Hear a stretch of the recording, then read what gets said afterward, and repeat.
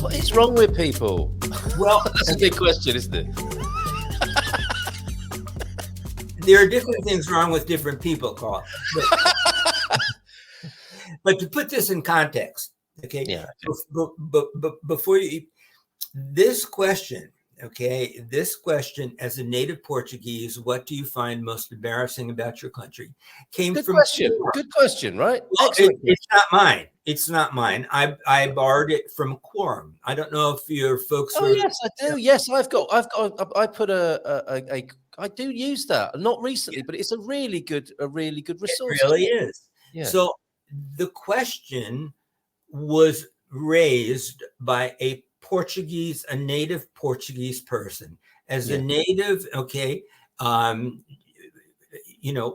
he asked this question, and he also gave the first answer.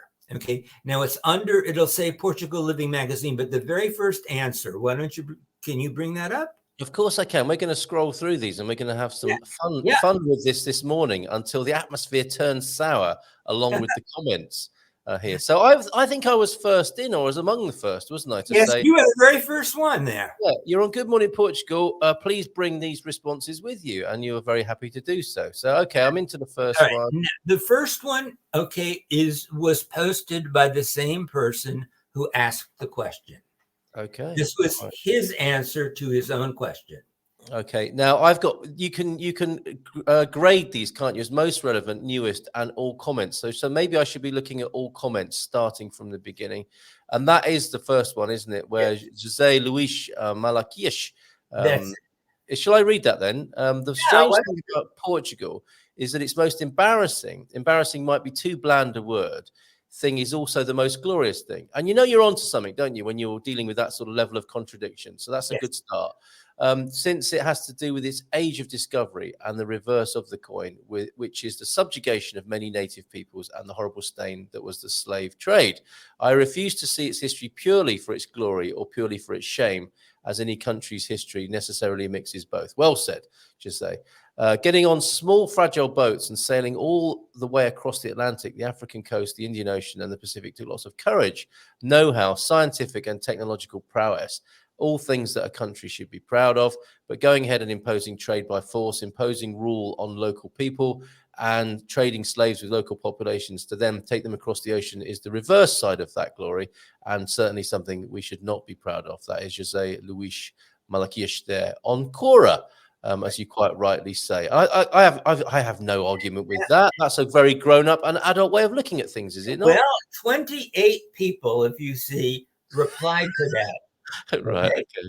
Yes. Kept you busy though, didn't it? In the last couple of days. Yes, because I do try, like you, I do try to respond. If somebody take the time to make a comment, except there are certain things I don't know what to say, and there's no symbol that you can put that it moved down from just on that comment alone. Nice. It's a bit of a downer, isn't it? People talking about reparations that are being made to being asked of from African Americans that were brought, whose fathers and mothers were brought as slaves from Africa.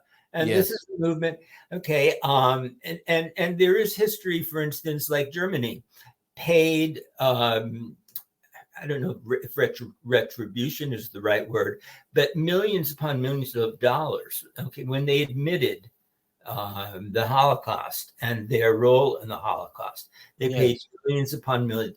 But over here, I mean, the comments are just, it goes from the ridiculous to the sublime. I mean, in the middle of this whole thread, okay, all of a sudden somebody's going to ask, it puts a question is, what's the weather like in Lisbon today? It's like, where'd that come from? Okay, what does that have to do with any of this stuff? But, well, it seems to be, that is it Marshall McLuhan? The medium is the message. Yes. That seems to be what goes on Facebook, doesn't it? People are used, and Twitter, people are used to become used to responding in a certain way by virtue of the context, don't they? And we see a really good example of it here. Again, if I can help in the way that I have made my bathroom available to you, I'm thinking maybe we could work together on this. I have the Iberian.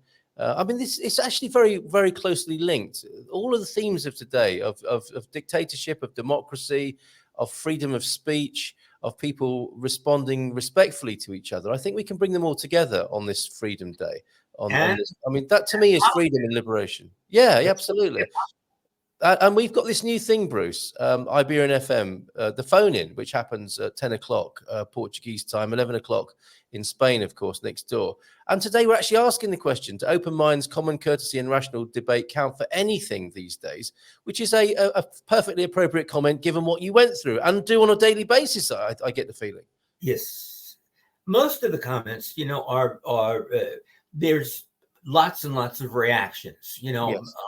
People like, people love, people, hate, people, wow, or shocked by something, people laugh at it.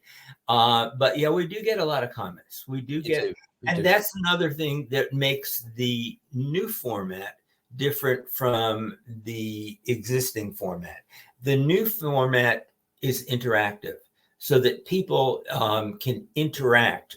The only way they were able to do that before was to send a letter to the editor, which they did.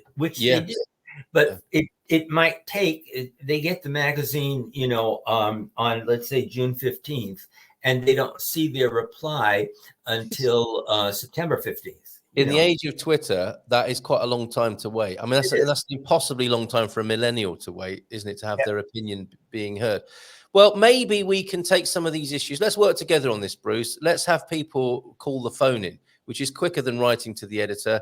Maybe you and I can host some of these phone-ins together, and we'll take the hottest topics, and we'll give people a chance to actually speak their truth about these things and mediate, facilitate a respectful, open-minded, open-hearted exchange where people perhaps don't feel quite so emboldened by the context of Facebook, but they tend to blast off with little regard. Maybe if they're speaking it out loud down the phone in, they might be a little bit more respectful, and we can certainly make sure they are, that they're respectful and legal when they're expressing themselves, and we can deal with some of these, because I think these things should be spoken about. My beef is how they're spoken about. That seems to be a problem of our time, doesn't it? We need to speak, don't we? There are conversations to be had.